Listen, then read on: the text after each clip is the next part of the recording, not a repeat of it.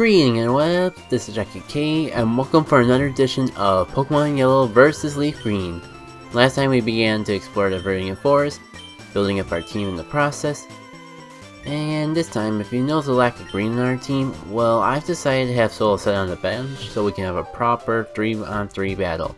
And what do you know, I found the perfect target for our little game. As our spiky hair friend is telling us, this route is actually home to the Pokemon League. Essentially endgame territory. If you couldn't guess from this only being episode 3, we're far from that point. So if you head over there before your first gym badge, you'll instead be greeted by this second rifle battle. Now, I remember what Pokemon he starts to fight with, so I decided to give him a little surprise in the form of lightning summoning rodents. As you can see from that level 9 Pidgey though, this is why I recommend at least catching your second party member before exploring her out too much. I have 3 Pokemon in my party, and I'll tell you right now, it's still no cakewalk. You see how much damage my Pikachu took from a single tackle? Pikachu might not be the best example of defense, but keep in mind that I basically went through the first third of Viridian Forest, and I'm still a bit under level. I can only imagine how much rougher this would be without a Pikachu. Come on, how am I gonna do with experience? Just shy of a level up. So, I got some good news and bad news about Yellow. The bad news is that instead of a Pidgey, we have to face off against a Sparrow, which I feel has better stats at this point in the game. The good news, we started out with a Pikachu, so a Thundershock will still make quick work out of this sucker. I guess Luck Puppy still needs a few levels. That growl shall be your downfall, Burb. In the end, you went down like that Pidgey. As overkill.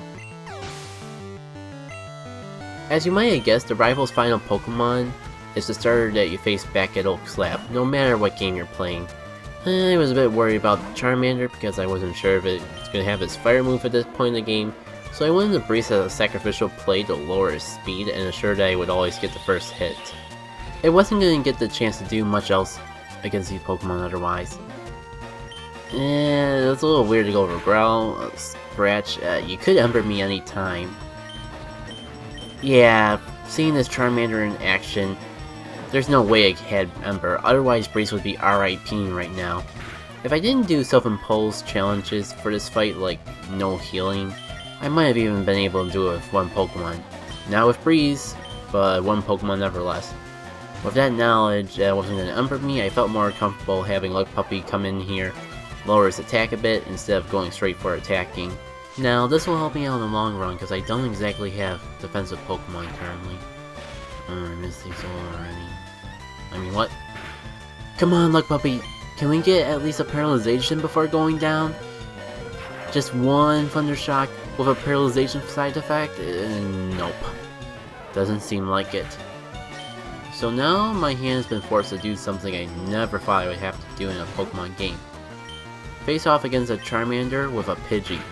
Now if I had other Pokemon, I could have sand attacked a bunch of times so I wouldn't get hit, but considering Ace is my last Pokemon, it was too risky to rely on that sort of luck, especially if someone's gonna have poor luck getting their own hits off. I think we'll be fine spamming the rest of the way, unless luck continues to favor my opponent. But at least it seems we made it out of this battle alive, even if it was way too close for comfort. Can we skip to Gen 5 yet? No? Fine, let's go over to Gen 1. I think it might be apparent at this point how much a few levels can do to make a battle easier. If you're not convinced yet, how about I take on Gary's Eevee with a Pokemon that couldn't even get a third of his health down by itself. Come on out, Breeze! My strategy, if you even want to call it one, is starting the battle up with raising my defenses a bit, and then just spamming tackle till I win. Poor Breeze the Leafgreen. If you were slightly stronger, maybe you could do this too.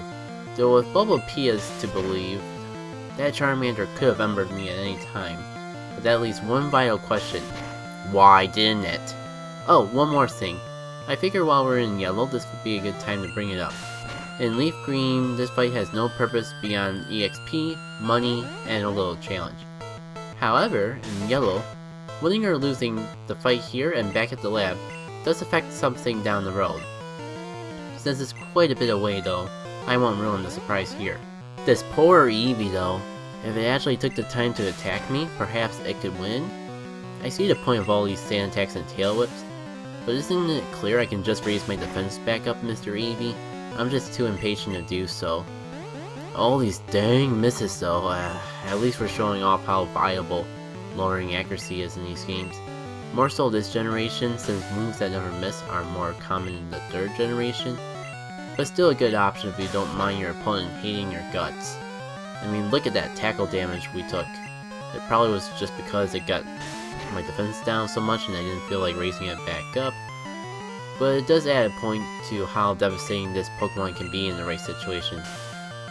But if we get this tackle off, which we don't, maybe the next one, point is that this Eevee's gonna go down soon, Breeze is gonna get a level up, and it's totally gonna justify how long that battle dragged out. Remind me to never do that sort of thing again. You lucked out. Lucked out? With how low my accuracy was? Sure, we'll call it that. Don't try to look away, dude. Look me in the eyes when I'm speaking with you.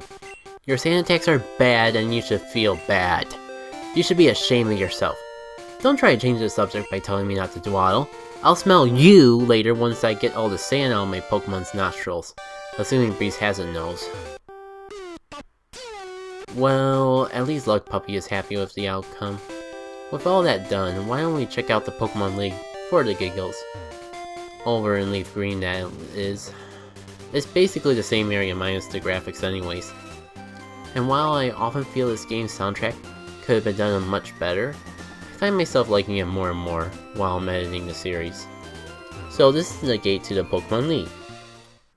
As we defeat gym leaders across the land, we'll get more badges that let us progress further in it.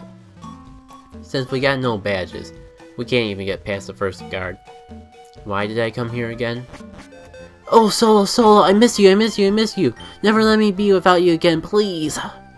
Well, at least now we can finish the Viridian Forest without further interruptions. I'm not even gonna bother to show you my team again, because I did that once already. Too bad past me forgot. Thankfully we have editing magic.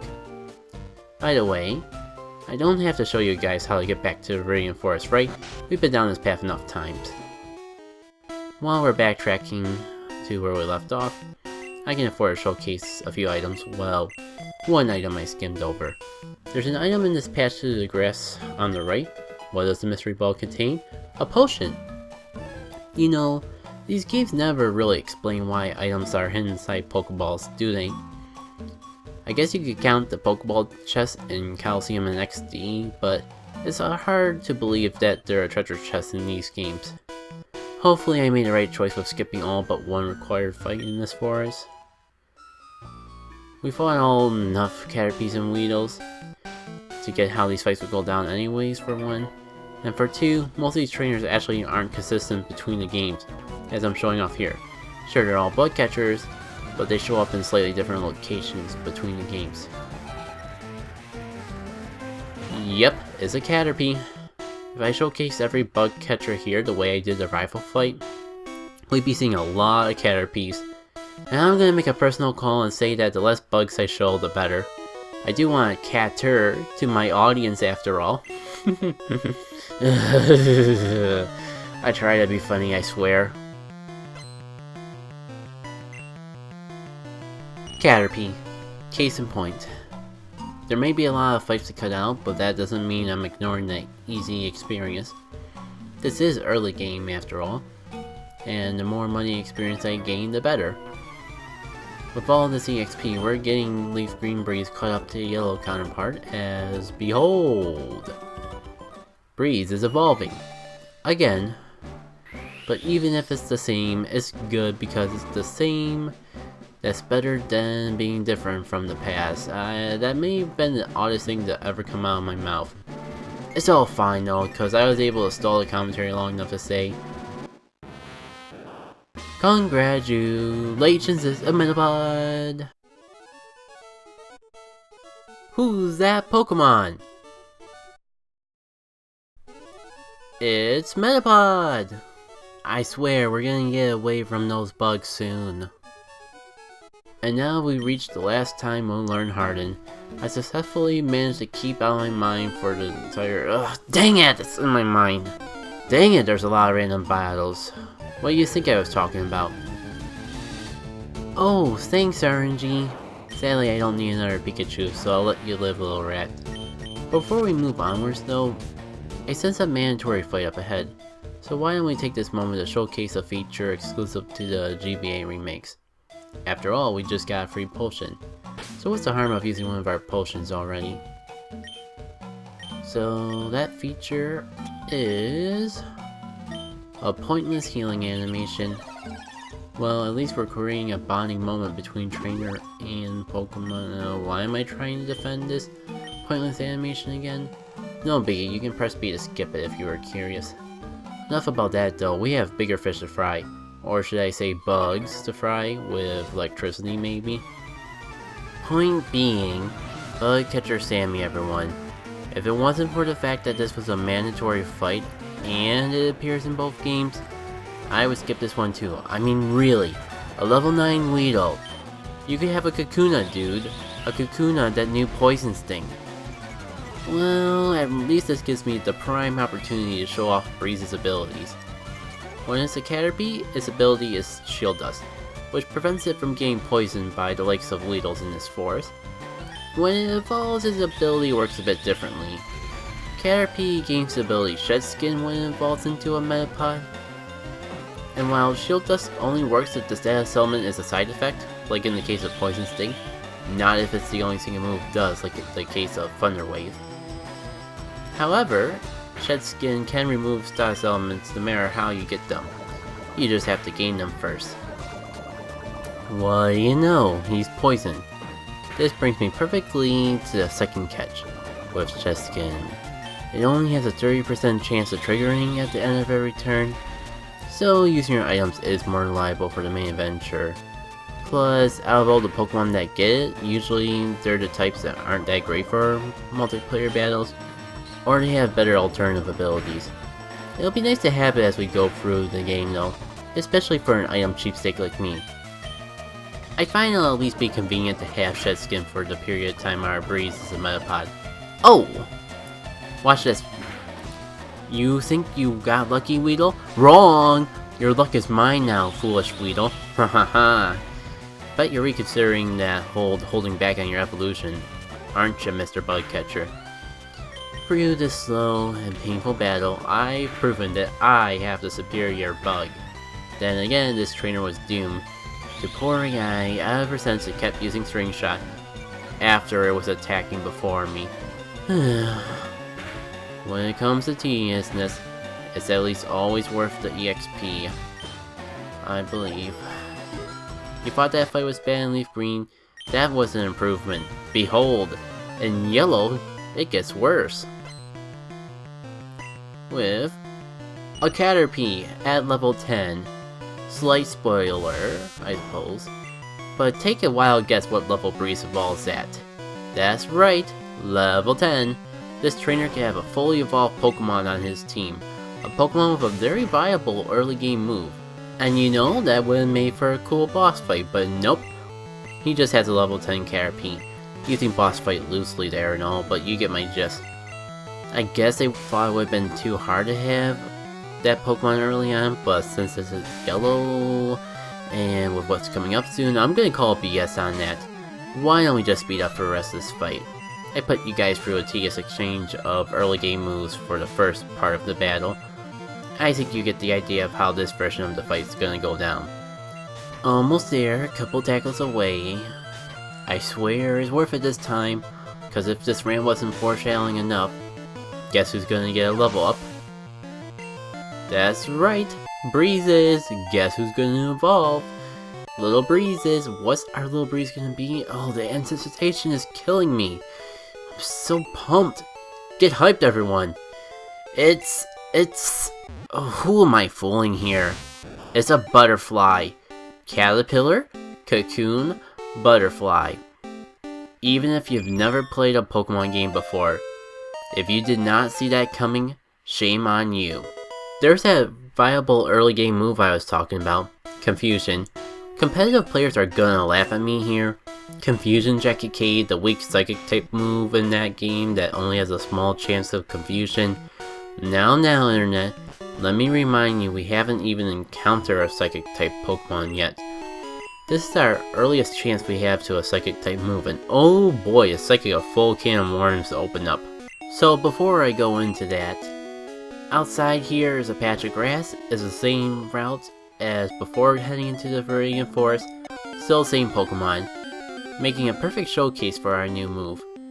We won't run into any Pokemon resisting confusion for a long time. Psychic is only resisted by itself, and 2 types that did not exist until Gold and Silver. Plus, with being super effective against Poison, and Kanto having so many part Poison types, it's gonna be fun to have this move early on, as I'll demonstrate on this helpless Nidoran.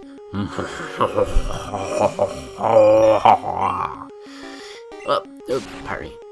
In theory, Psychic types shouldn't be OP as they are weak to Gold types and Bug types, but they screwed up in Red, Blue, and Yellow. They screwed up bad.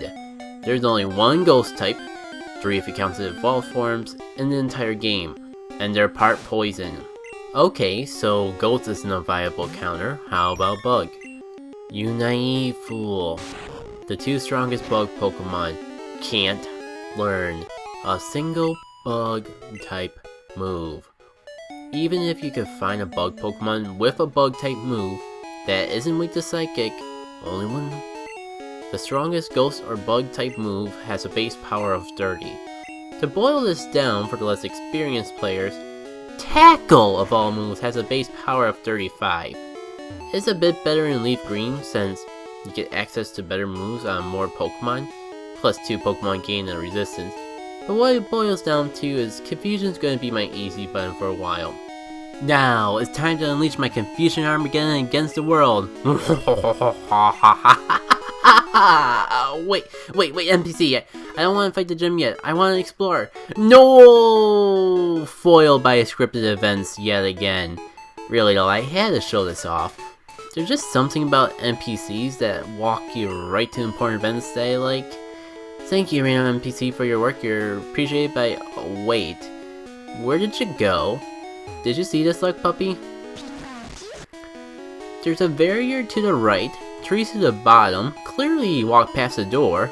Where did he go? Dun dun dun!